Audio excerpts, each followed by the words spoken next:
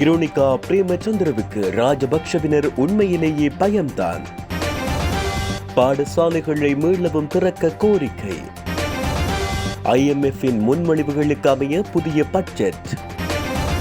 அவசரமாக இறக்குமதி செய்ய வேண்டிய எரிபொருள் கப்பல்கள் தொடர்பான அறிவிப்பு. ரஷ்ய அழகிகளுடன் ஊர் சுற்றும் மஹிந்த ராஜபக்ஷவின் நெருங்கிய நண்பர். துப்பாக்கி கோரும் மாநகர சபை உறுப்பினர்கள்.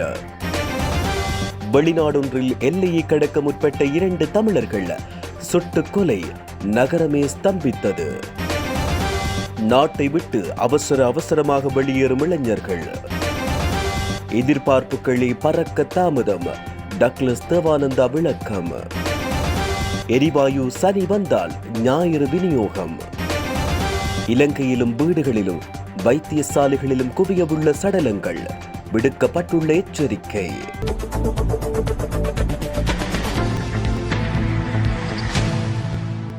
கொழும்பில் ஜனாதிபதி மாளிகைக்கு முன்பாக கிருணிகா பிரேமச்சந்திர உள்ளிட்ட குழுவினர் ஆர்ப்பாட்டத்தில் ஈடுபட்ட போது போலீசாரால் கைது செய்யப்பட்டிருந்த நிலையில் அவர்கள் பிணையில் விடுவிக்கப்பட்டுள்ளனர். இந்நிலையில் முகநூலில் ஜீவன் பிரசாத் என்பவர் கருத்தொன்றை பதிவிட்டுள்ளார். சிங்கப்பெண் கிருணிகா சேலையைத்தானே உரிவீங்க, ஆம்பிள்ளை மாதிரி வாரேன் என வந்துள்ளார். கிருணிகாவுக்கு ராஜபக்ஷவினர் உண்மையிலேயே பயம்தான். மஹிந்தவை மேடையில் வைத்துக் கொண்டு மஹிந்தவை அன்று விமர்சிக்கும் தைரியமானவராக கிருணிகாவின் அப்பா இருந்தார். கிருணிகாவின் அப்பாதான் மஹிந்தவை எதிர்க்கட்சி தலைவராக்கி பிரதமர், ஜனாதிபதி என உயர உதவி செய்தவர். கிருணிகாவின் வாயை கிளறினால் நாறிவிடும். அதனால் யாருக்கு பயமில்லை என்றாலும் கிருணிகாவுக்கு ராஜபக்ஷ குடும்பம் பயந்திருக்கின்றனர் என்று அவர் தன்னுடைய கருத்தினை பதிவிட்டுள்ளார்.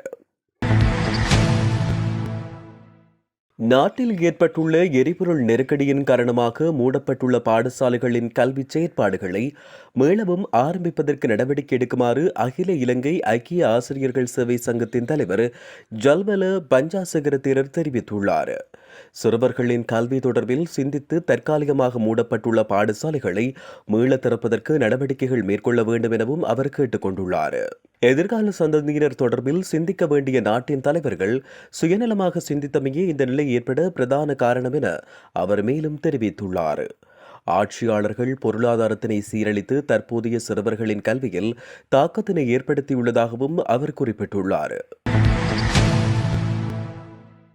இலங்கையில் கடனை நிலைநிறுத்துவதற்கு சர்வதேச நாணய நிதியத்தால் முன்மொழியப்பட்டுள்ள நடவடிக்கைகளை கருத்தில் கொண்டு அரசாங்கம் புதிய வரவு செலவு திட்டத்தை தயாரிக்கும் பணியில் ஈடுபட்டுள்ளதாக வெளிவிவகாரத்துறை அமைச்சர் பேராசிரியர் GL பீரிஸ் ஐக்கிய நாடுகளின் வதிவிட ஒருங்கிணைப்பாளர் ஹன்னா சிங்கர் கம்மடியிடம் தெரிவித்துள்ளார்.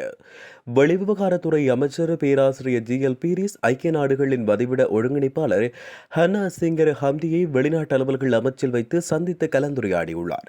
இலங்கையினுடைய தற்போதைய நெருக்கடி நிலைமைகள் குறித்து விசேட கவனம் செலுத்தப்பட்டுள்ள இந்த கலந்துரையாடலின் போது குறிப்பாக எரிபொருள், உணவு மற்றும் மருந்து பொருட்களின் தட்டுப்பாடு தொடர்பில் வதிவிட ஒருங்கிணைப்பாளருக்கு விளக்கம் அளித்துள்ளார்.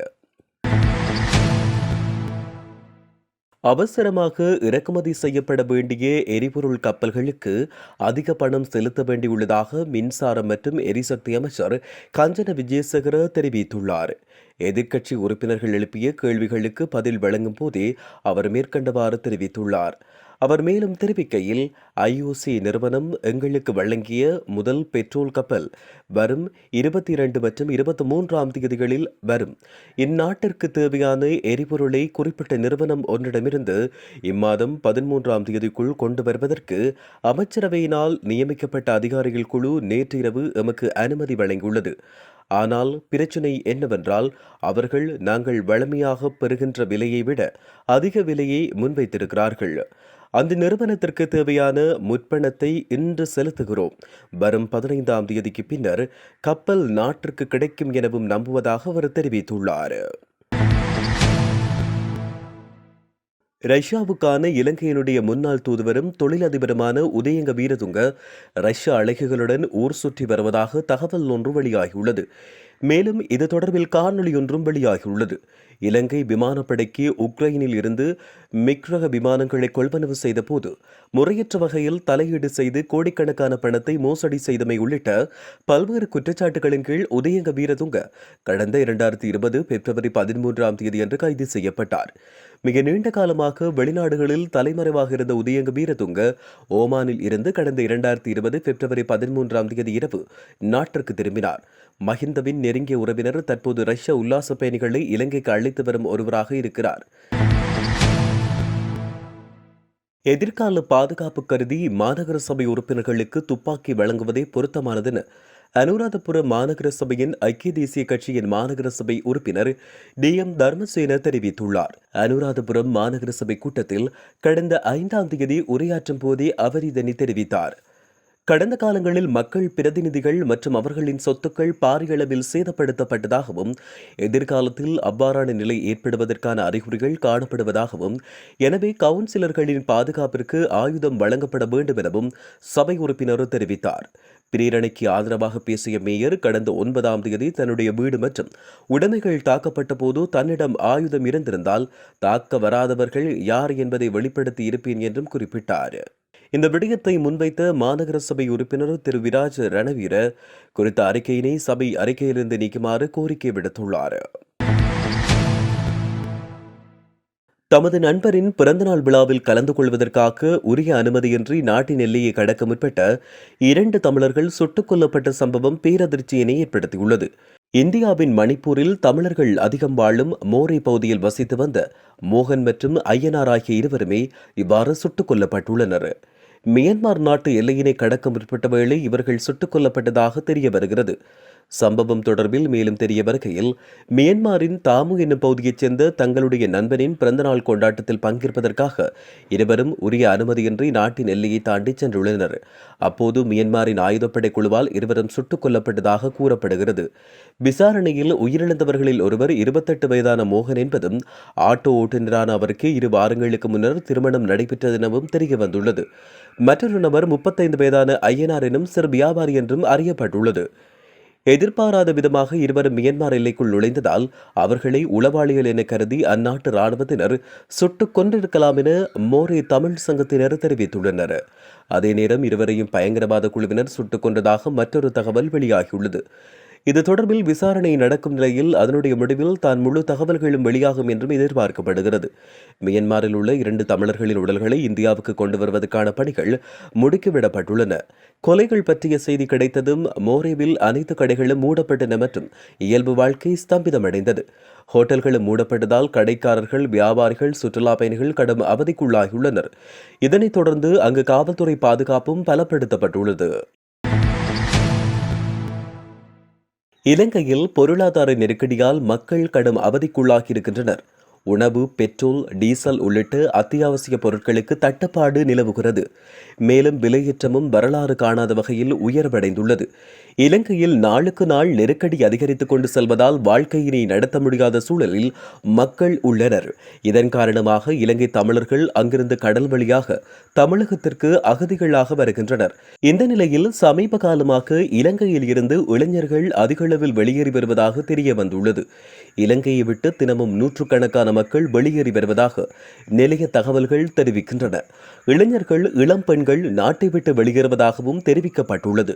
வேலைக்காக ஒரு சிலர் மட்டுமே வெளிநாடுகளுக்கு சென்று வந்த நிலையில் தற்சமயம் தினமும் நூற்றுக்கணக்கானோர் வெளியேறுகின்றனர். பரபரப்பாக இயங்கும் ஒரு இடமாக கட்டுநாயக்க விமான நிலையம் மாறியுள்ளது என அதிகாரிகள் தெரிவித்துள்ளனர். இந்த நிலையில் நாடாளுமன்ற உறுப்பினர் தயாஸ்ரீ ஜெயசேகர பேசும்போது பொருளாதார ரீதியில் நாடு பலவீனமான நிலையை எட்டியுள்ளது. ஜூன் மாத பணவீக்கம் மட்டும் 54% உள்ளது. பணவீக்கத்தில் சிம்பாப்வேக்கு அடுத்தபடியாக இலங்கை தற்சமயம் 2வது இடத்தில் இருக்கிறது. ஜனவரி மாதம் முதல் பணவீக்கம் மாதந்தோறும் 10 முதல் 15% வரை அதிகரித்துள்ளது. தற்போது தனிநபர்கள் 20, 50 மற்றும் 100 ரூபாய் நாணயத்தாள்கள் மூலம் பொருட்கள் வாங்க முடியாத நிலை உள்ளது. எதிர்காலத்தில் 5000 ரூபாய் நோட்டு கூட மதிப்பில்லாமல் போய்விடும். பணவீக்கம் 54% இருக்கும்போது வங்கி வட்டி வீதம் 20 முதல் 54% வரை இருக்கும்போது ஒரு நாடு எப்படி செயல்பட முடியும் என்றும் அவர் இதன்போது கேள்வி எழுப்பியுள்ளார். பலாலி விமான நிலையத்திற்கான விமான சேவைகளை நடத்துவதற்கு முன்வந்திருந்த தனியார் நிறுவனத்தின் வருமானம் தொடர்பான எதிர்பார்ப்புகளை திட்டமிட்டவாறு குறித்த விமான சேவைகள் ஆரம்பிக்கப்படாமைக்கு காரணம் என தெரிய வருவதாக அமைச்சர் டக்ளஸ் தேவானந்தா தெரிவித்துள்ளார். மேலும் இது தொடர்பில் மனம் வருந்துவதாகவும் தெரிவித்த கடற்தொழில் அமைச்சர் டக்ளஸ் தேவானந்தா பலாலி, திருச்சி, சென்னை விமான நிலையங்களுக்கு இடையில் விமான சேவையினை ஆரம்பிப்பதற்கு தன்னாலான முயற்சிகளை தொடர்ந்து மேற்கொண்டு வருவதாக அவர் தெரிவித்துள்ளார். நாட்டில் ஏற்பட்டுள்ள சமையல் எரிவாயு தட்டுப்பாடு இம்மாத இறுதியில் அல்லது ஆகஸ்ட் மாத ஆரம்பத்தில் முடிவுக்கு கொண்டுவரப்படும் என சபையில் தெரிவித்த பிரதமர் ரணில் விக்ரமசிங்கே, எஞ்சியுள்ள 4 மாத காலங்களுக்கு எரிவாயுவை தட்டுப்பாடின்றி வழங்க முடியும் என அரசாங்கம் நம்புவதாகவும் தெரிவித்துள்ளார். சமையல் எரிவாயு பிரச்சினை தொடர்பில் பாராளுமன்றத்தில் எழுப்பப்பட்ட வாய்மூல வினாவுக்கு பதிலளித்து உரையாற்றும் போதே ரணில் விக்ரமசிங்கே மேற்கண்டவாறு தெரிவித்தார். திட்டமிட்டபடி கேஸ் தொகை 9ஆம் தேதி கிடைத்தால் 11ஆம் தேதி அளவில் நாடு முழுவதிலும் அதனை விநியோகிக்க முடியும் என்றும் அவர் தெரிவித்தார். 11, 12ஆம் தேதிகளில் கொழும்பு நகரம் முழுவதிலும் கேஸ் விநியோகிக்க முடியும் எனவும் அவர் தெரிவித்துள்ளார். 12.5 கிலோ கேஸ் நிறையுடைய 1,40,000 சிலிண்டர்களை கொழும்பில் உள்ள 140 நிலையங்களில் விநியோகிக்க நடவடிக்கை எடுக்கப்பட்டுள்ளது. நாளாந்தம் நாடு முழுவதும் 1,11,000 சிலிண்டர்களை விநியோகிப்பதற்கும் திட்டமிடப்பட்டுள்ளது என்றும் ரணில் விக்ரமசிங்கே மேலும் கூறியுள்ளார். இலங்கையில் தற்போது நிலவும் எரிபொருள் தட்டுப்பாட்டின் காரணமாக மலர்ச்சாலை உரிமையாளர்கள் கடும் நெருக்கடிக்குள்ளாகியுள்ளதாக இலங்கை மரணச் சடங்குகளுக்கான பணிப்பாளர்கள் சங்கத்தின் ஸ்தாபகர் கவிந்து பனாகொட தெரிவித்துள்ளார். இறுதிக்கிரியைகள் அத்தியாவசிய சேவைகளாக கருதப்படாமையால் சடலங்களை எரிப்பதில் கடும் சிக்கல் ஏற்பட்டுள்ளதாக அவர் தெரிவித்துள்ளார். நாட்டில் ஏற்பட்டுள்ள எரிபொருள் நெருக்கடியின் காரணமாக வரிசைகளில் காத்திருந்து எரிபொருளை பெற்றுக் கொண்டுள்ள போதிலும் தேவையான அளவு எரிபொருள் கிடைப்பதில்லை என்றும் குற்றம் சுமத்தியுள்ளார். இந்நிலை தொடருமானால் எதிர்வரும் நாட்களில் வீடுகளிலும் வைத்தியசாலைகளிலும் சடலங்கள் நிரம்பி கிடக்கக்கூடும் என கவிந்து பனாகொட தெரிவித்துள்ளார். இதேவேளை எரிபொருள் பற்றாக்குறையால் சடலங்களை பிரேத பரிசோதனைக்காக கொண்டு செல்வதிலும் பின்னர் வீடுகளுக்கு கொண்டு செல்வதிலும் மக்கள் சிரமங்களை எதிர்நோக்கி வருவதாக இதன்போது அவர் தெரிவித்துள்ளார்.